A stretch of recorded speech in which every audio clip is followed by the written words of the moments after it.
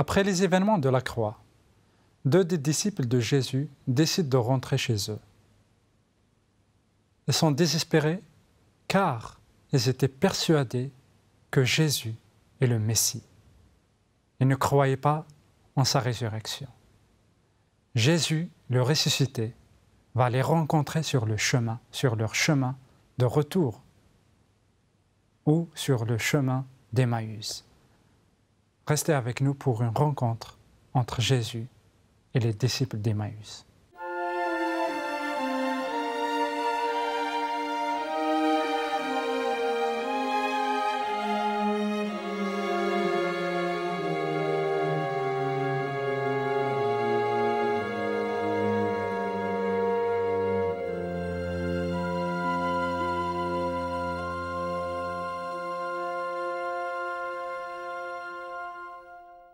Bonjour et bienvenue pour une nouvelle émission dans Rencontre avec le Christ.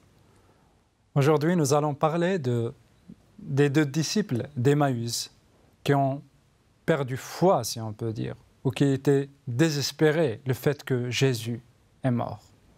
Toujours avec le pasteur Pierre Péchou, nous allons débattre, nous allons découvrir quelques vérités qui sont cachées dans ce trésor qui est la Bible.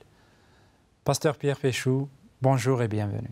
Bonjour Anafi, bonjour à tous ceux qui nous rejoignent aujourd'hui pour ce partage.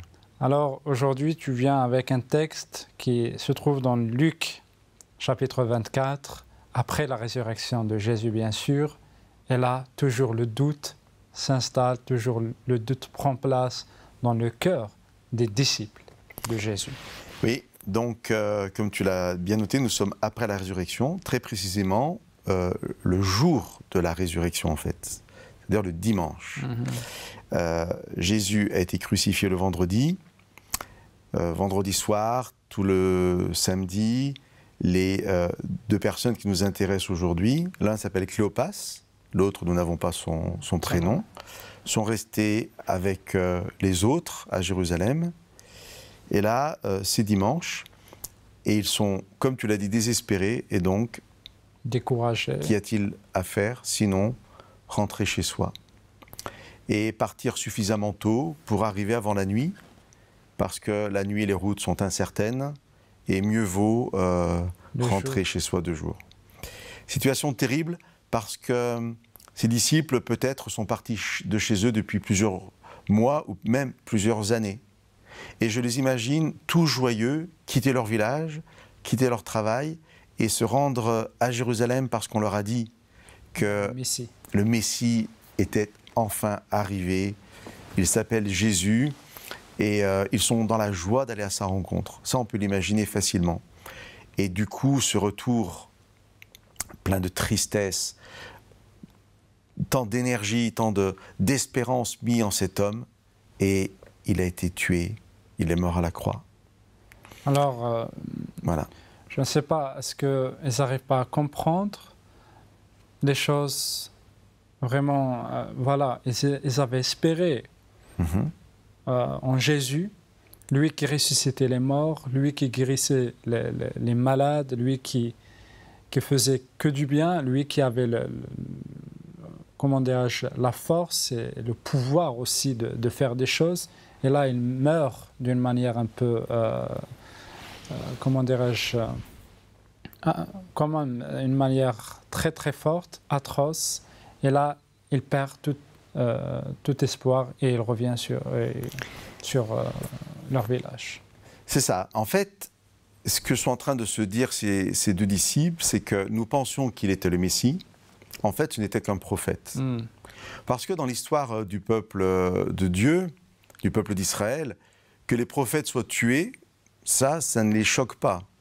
Parce que c'est, hélas, des choses qui arrivaient régulièrement. Enfin, régulièrement. Mais voilà. Que le Messie soit tué... Alors justement, ce n'est pas le Messie, donc. Oui, parce que, non, mais dans leur tête, en fait, ils étaient persuadés que c'est le Messie. Mais en réalité, je pense qu'ils ont une fausse image du Messie. Tout à fait. Mais pour eux, donc, à ce moment précis de l'histoire, ce n'était qu'un prophète. D'ailleurs, tu l'as dit, nous sommes ici dans la rencontre entre Jésus et ces deux personnes. Et donc, Jésus, en fait, va se joindre à eux alors qu'ils rentrent chez eux. et la discussion s'engage. Et à un moment, un des deux disciples, c'est Cléopas, dit, en parlant de Jésus, sans savoir qu'il parle à Jésus, il dit, et c'est au verset 19, « C'était un prophète puissant en œuvre et en parole devant Dieu et devant tout le peuple. Et il a été tué. Et après, au verset 21, nous espérions que ce serait lui qui apporterait la rédemption en Israël. » Et sous-entendu, mais ce n'était qu'un prophète puissant en œuvre. Mais comme il y en a eu d'autres. Et notre espérance est déçue. Peut-être elle est déçue parce qu'il a dit que nous espérons, en fait, ils avaient l'espoir que c'est lui qui va apporter le salut pour Israël, ou la rédemption. Voilà. Et là, je te rejoins. Voilà, c'est ça, c'est que quelle est leur pensée à cette rédemption? Voilà. Là, je te rejoins, ils ont une fausse image de ce qu'est le Messie. Du coup, ils sont incapables de le reconnaître parce que, dans leur idée, un Messie, le Messie ne peut pas mourir. Et donc là, c'est intéressant parce que ça nous apporte un premier enseignement. Des choses que nous avons, Anafi, abordées ensemble dans d'autres émissions. Le fait que nous enfermons Dieu dans un cadre, nous le rapetissons à notre croyance, et du coup, si Dieu se présente différemment, nous ne le reconnaissons pas. Ouais, c'est ça. Et ici, c'est ce qui se passe. Alors attention, nous n'allons pas pour autant leur jeter la pierre. Nous n'aurions pas fait mieux que. C'est pour ça que tu disais tout à l'heure, ils n'arrivent pas à croire. Ça ne me choque pas qu'ils n'arrivent pas à croire. Enfin, tu as dit ils n'arrivent pas à comprendre plutôt. Voilà, tu as dit ils n'arrivent pas à comprendre. À saisir. Et j'ai envie de dire, moi, je n'aurais pas compris non plus. Par contre, ils vont dire autre chose à ce Jésus qu'ils n'ont toujours pas reconnu. Ils expliquent à cet homme qui les a rejoints ce qui vient de se passer. Et il leur dit, et là je suis un peu plus loin, il parle des femmes qui sont allées en fait au tombeau et qui ont vu Jésus ressuscité. Ils disent, il est vrai que quelques femmes d'entre nous nous ont stupéfiés. Elles se sont rendues de bon matin au tombeau et n'ayant pas trouvé son corps, elles sont venues dire qu'elles avaient eu une vision d'ange qui le disait vivant. Et même quelques-uns d'entre nous sont allés au tombeau et ils ont trouvé les choses tout comme les femmes l'avaient dit. Mais lui, ils ne l'ont pas vu. Alors voilà, il y a un témoignage de la résurrection, mais ce sont des femmes qui ont témoigné. Donc est-ce qu'on peut leur accorder de l'importance? Dans un autre passage, on nous dit, elles sont folles. Ouais, ça va. Et voilà. Alors non seulement ils ne comprennent pas, et ça, c'est pas trop grave, parce que moi, je n'aurais pas compris, mais ils ne croient pas. Ils ont été peut-être jusqu'à 3 ans disciples de Jésus, tant qu'il était là, tant qu'il y avait des miracles, comme tu l'as très justement dit, tant qu'ils voyaient des résurrections de malades, de morts, tant qu'ils voyaient des guérisons de malades, quand ils voyaient des purifications, ils croyaient. Mais dès qu'il n'y a plus rien qui se passe, ils ne croient plus, même si on leur annonce la résurrection. Et avant d'aller plus loin, je voudrais revenir sur un passage qui me fait sourire, parce que ça va nous apprendre aussi, et confirmer ce que nous disions tout à l'heure, nous apprendre quelque chose. Au moment où Jésus les rejoint sur leur chemin, voici ce que dit Jésus. Quels sont les propos que vous échangez en marchant?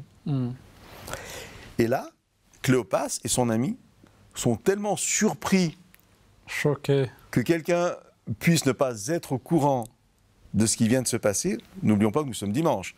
La crucifixion a eu lieu 2 jours avant, enfin le vendredi, donc c'est vraiment très récent. Tout le monde est au courant. C'est l'événement du siècle. Oui, mais pour ces jours-là, c'est qu'on ne peut pas parler d'autre chose. Ouais. Aujourd'hui, dans le monde, quand il y a une vraiment information qui est très, très, comment dirais-je, médiatisée sur Facebook aujourd'hui, c'est tout le monde qui peut connaître ce qui se passe. Et si tu ne le connais pas, les gens vont penser que vraiment tu es un peu stupide ou quelque chose comme ça. Toi, tu ne connais pas ce qui vient vraiment d'avoir lieu ou quelque chose comme ça. Or que c'est médiatisé, Facebook, on a tout sur les médias, quoi. Alors ils s'arrêtent, tellement ils sont stupéfaits, ils s'arrêtent. Et là, ils vont dire quelque chose d'incroyable. C'est ce qui me fait sourire. Ils s'arrêtèrent, l'air sombre. L'un d'eux, Cléopas, lui répondit, « Es-tu le seul qui, tout en séjournant à Jérusalem, ne sache pas ce qui s'est produit ces jours-ci » Et voilà, en fait, c'est un passage très ironique. Cléopas est en train de dire à Jésus, c'est pas possible, tu es le seul à ne pas savoir. Tu n'as pas ouvert ton compte Facebook? Alors, en fait, Jésus, à ce moment précis, est le seul à savoir. Ouais. C'est le seul qui a vraiment compris, bien entendu, puisqu'il est lui-même Jésus, il sait qu'il est ressuscité, mais il est le seul à avoir la vision globale. Et ça, c'est très ironique et ça prête à sourire. Pourquoi? Parce que Cléopas et son compagnon sont enfermés dans leur certitude. Et même un témoignage des femmes ne suffit pas à les faire sortir de leur certitude. Même ils ont dit, 2 autres disciples sont partis. Voilà, mais ils ne l'ont pas vu. Donc le tombeau est vide. Voilà, ils trouvent toujours... Voilà, mais il y a une histoire qui court que peut-être certains auraient volé... non, mais même certains auraient volé le corps pour faire croire à la résurrection. Alors peut-être qu'eux se disent aussi, mais peut-être que certains d'entre nous ont volé le corps. Confusion totale. Voilà.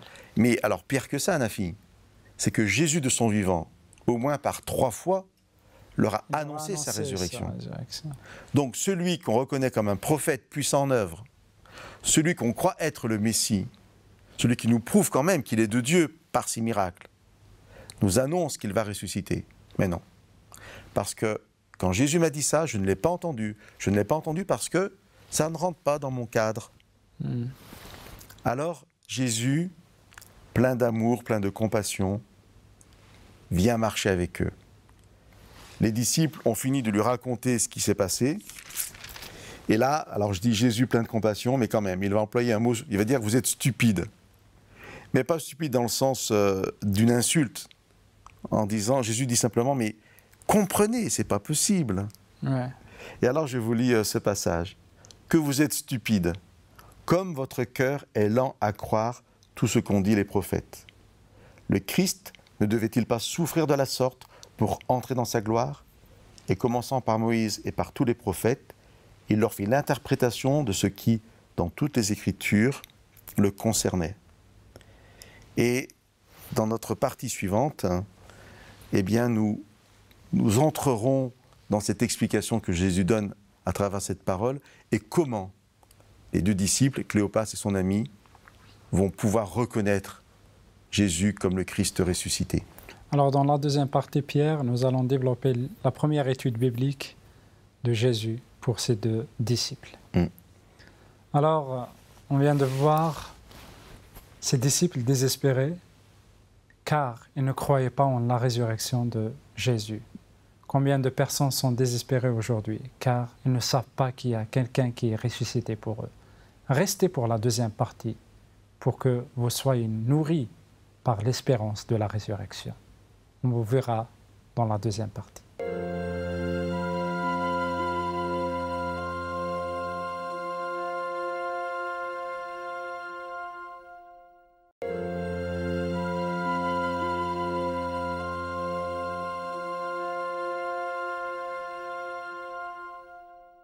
Bienvenue pour la deuxième partie de cette émission. Toujours avec nous Pierre Péchou pour nous expliquer cette rencontre de Jésus avec les disciples d'Emmaüs. Pierre, nous avons vu dans la première partie que ces gens-là, ces 2 disciples en fait, ils étaient désespérés. Jésus les rejoint sur leur chemin. Jésus commençait à leur expliquer qu'est-ce qu'il fallait en fait connaître du Messie. Tu viens de dire quelque chose à Nafi pour résumer la première partie qui me touche. Jésus les rejoint sur leur chemin. Le chemin symbolise notre parcours de vie. Et ce qui veut dire que dans mon incompréhension, donc ça s'adresse à nous tous aujourd'hui, dans mon incompréhension, Jésus me rejoint dans mon incompréhension, sur ce chemin-là. Et donc ça me touche. Ce qui m'interpelle aussi, ça a été la fin de la première partie, c'est que Jésus va leur révéler qui il est. Pour moi, la façon la plus simple, la plus radicale à ce moment-là, pour Jésus, de révéler qui il est de faire ce qu'il avait fait pendant plusieurs années, c'est-à-dire quelque chose d'extraordinaire. D'ailleurs, si nous nous en souvenons, c'est comme ça que les disciples parlent à Jésus qu'ils n'ont pas reconnu, de ce fameux prophète. Et c'est un passage que j'ai lu et que je relis maintenant. C'était le verset 19. C'était un prophète puissant en œuvre et en parole devant Dieu. Puissant en œuvre. Et donc, j'ai envie de dire, moi, à la place de Jésus, pour qu'enfin il puisse me reconnaître, à ce moment précis, je fais un miracle. Ouais. Je fais, je sais pas, quelque chose d'extraordinaire. Et là, les disciples vont dire, waouh, mais oui, bien sûr, c'est le même. Eh bien, pas du tout. Là, il y a l'interpellation. Et là, je relis maintenant le verset 25. Que vous êtes stupides, comme votre cœur est lent à croire, tout ce qu'ont dit les prophètes. Et le verset 27. Et commençant par Moïse et par tous les prophètes, il leur fit l'interprétation de ce qui, dans toutes les Écritures, le concernait. Et c'est donc à travers la parole, par la parole, que Jésus veut que les disciples soient convaincus. Il explique les Écritures. Et c'est ce que tu as dit tout à l'heure, c'est la première étude biblique Qui a eu lieu sur qui était vraiment le Christ et sur sa résurrection. Pourquoi ? Pourquoi était-ce si important que la conviction passe, non pas par le phénoménal, par le miracle, mais par la parole ? Parce qu'aujourd'hui, la parole est disponible pour chacun d'entre nous. Parce que notre foi doit se fonder sur la parole de Dieu. Parce qu'il ne peut pas toujours y avoir des miracles. Les miracles. Il y en a des personnes, s'ils ne voient pas un miracle, ils ne vont pas croire. Ils sont nourris par les miracles. Je vais oser une comparaison. C'est un peu limite, mais Jésus, Dieu, n'est pas un distributeur automatique de miracles. Si j'ai de l'argent, de la monnaie dans ma poche, et je suis face à un distributeur de boissons, je mets une pièce de monnaie, j'appuie sur le bouton, et hop. Je vais recevoir ce que je veux. Je mets une deuxième pièce. Alors, tant que dans la réserve, il y a des canettes, j'aurai à chaque fois une boisson. Et la vie avec Dieu, ça ne peut pas être ça. On le comprend facilement. Dieu n'est pas un distributeur automatique. Par contre, il nous donne gratuitement déjà sa parole, et beaucoup plus. Il nous donne le salut gratuitement. Et ce salut est expliqué dans la parole. Et la foi, c'est d'arriver à croire que ce que la parole de Dieu dit est vrai. Et nous voyons ici que cette parole a une puissance. Jésus vient de dire « Votre cœur est lent à croire ». Mais votre cœur est capable de croire. C'est intéressant de voir les choses de façon positive. Ouais.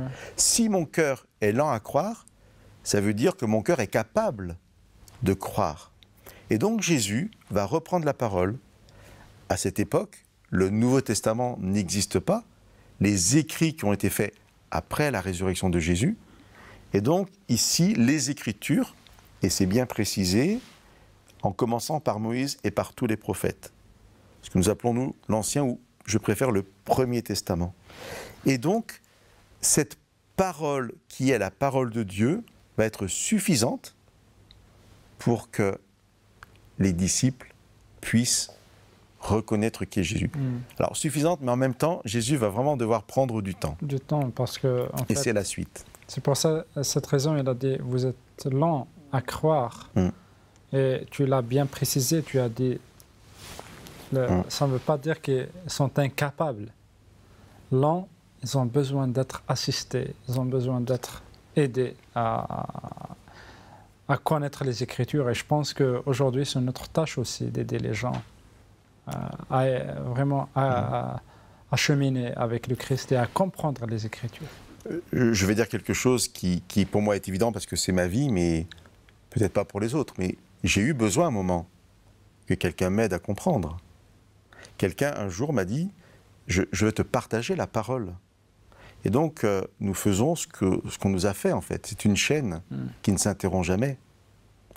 Mais nous sommes tous lents à croire. Oui. Donc on ne peut pas faire les malins en disant « nous on a compris ». Non.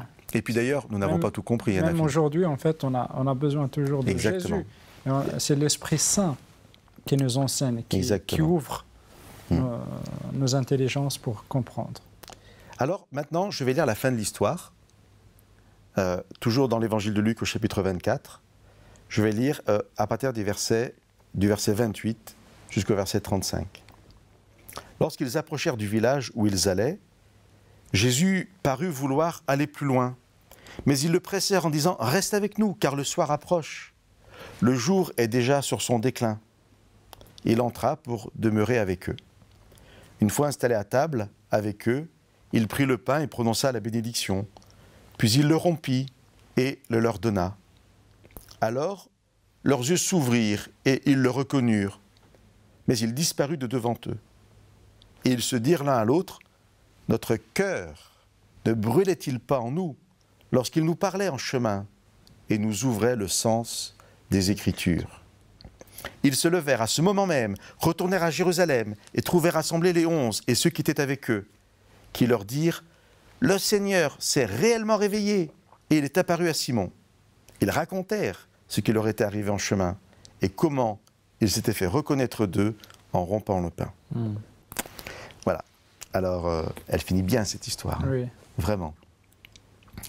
Je vous ai dit au début qu'ils ont calculé leur voyage pour partir suffisamment tôt. Parce qu'il ne faut pas voyager de nuit. Pour éviter la nuit. Pour éviter la nuit et les dangers de la nuit. Et là, il fait nuit. On a ce témoignage de l'hospitalité du Proche-Orient. On invite les personnes à manger. On ne le connaissait pas quelques heures avant. Ouais. Mais il fait nuit, viens, reste avec nous. Jésus fait mine de continuer. Ils insistent. Ça reste un étranger pour eux. Ouais. Ils ne le connaissent pas en réalité. Non, mais viens, parce que tu vas manger avec nous et tu vas aussi dormir chez nous. Ouais. Tu repartiras au lendemain. Mais ne reste pas dehors, c'est trop dangereux. Et puis une fois, on va revenir dessus bien sûr, une fois qu'ils comprennent que c'est Jésus qui est ressuscité, il n'y a plus de nuit, il n'y a plus de ténèbres qui tiennent. Ils repartent aussitôt à Jérusalem, annoncer aux 11, partager leur joie. Parce qu'en fait, les 11 ont eu le témoignage de Pierre. Alors, avant de revenir sur ce que je viens de lire, on peut se dire que Jésus est vraiment merveilleux. Parce que si ces 2 disciples étaient restés, ils auraient su que Jésus était ressuscité, parce qu'il y a eu un témoignage. Jésus est allé visiter les disciples pour montrer qu'il était ressuscité. Amen. Mais eux sont partis. Qu'est-ce qu'on va dire? Qu'est-ce que Dieu va dire? Tant pis pour eux. Ils n'avaient qu'à rester. Ils n'avaient qu'à avoir plus de foi, à rester à Jérusalem. Alors moi, je suis apparu à ceux qui étaient restés, tant pis pour eux. Non. Il y a une parabole où Jésus dit, si je suis berger et que sur 100 brebis, une seule se perd, j'irai chercher cette seule brebis. En laissant les 99. Voilà. Eh bien, c'est exactement... C'est ce qu'il a fait. Voilà. Jésus prend le temps. Il prend le temps humain de marcher, d'expliquer. Ça prend du temps. De s'asseoir avec eux à table, de rompre le pain avec eux. Jésus prend du temps pour ceux qui sont partis, pour ceux qui n'ont pas cru, pour ceux qui ont quitté la communauté des croyants. Jésus prend du temps pour eux. Il prend du temps pour leur expliquer les Écritures. Et quand ils rompt le pain, à ce moment précis, parce que ce geste a déjà été vécu par les disciples, l'Esprit de Dieu arrive à les convaincre. Et là, Jésus disparaît parce que c'est plus besoin qu'il soit là physiquement. Ils n'ont pas besoin de sa présence physique. Il y a cette parole extraordinaire. Et je veux qu'on s'y arrête un instant. Notre cœur ne brûlait-il pas en nous lorsqu'il nous parlait en chemin et nous ouvrait le sens des Écritures? Je m'arrête là-dessus parce que je vais interpeller tous nos amis qui nous écoutent. Et moi-même, je me laisse interpeller par ce passage. Mon cœur peut brûler et je n'en ai pas conscience. L'Esprit de Dieu me travaille et je n'en ai pas conscience. Mais à un moment, je réalise. Et là, je peux revenir sur le passé et dire, ah oui, effectivement, quelque chose se passait dans ma vie. A eu lieu. Et je voudrais que, et moi le premier, je puisse peut-être prendre un temps et me dire, est-ce que mon cœur n'est pas en train de brûler? Est-ce que là, lorsque Anafi, toi et moi, nous partageons cette parole, est-ce que des cœurs ne brûlent pas? Pas grâce à nous. Non, mais est-ce que Dieu... à l'esprit, à cette parole aussi. Est-ce que Dieu ne travaille pas des cœurs? C'est pour cette raison, Jésus disparaît, mais il a laissé... En fait, ils avaient la possibilité de lire la parole et dire que avoir la parole aujourd'hui, c'est un don de la part de Dieu. Tout à fait. Alors voilà, pour résumer, je crois que je sais, mais je ne sais pas. Je crois que Jésus ne sait pas, mais lui sait tout. Il va prendre du temps pour m'expliquer. Il va prendre du temps pour que je comprenne la parole.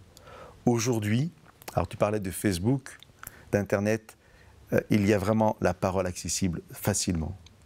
Eh bien, voilà, mon souhait, c'est vraiment que nous tous, nous puissions accueillir cette parole, comprendre que par l'Esprit de Dieu, notre cœur brûle parce que Jésus est ressuscité et Jésus vient sur notre chemin pour nous annoncer sa résurrection et la vie éternelle avec lui.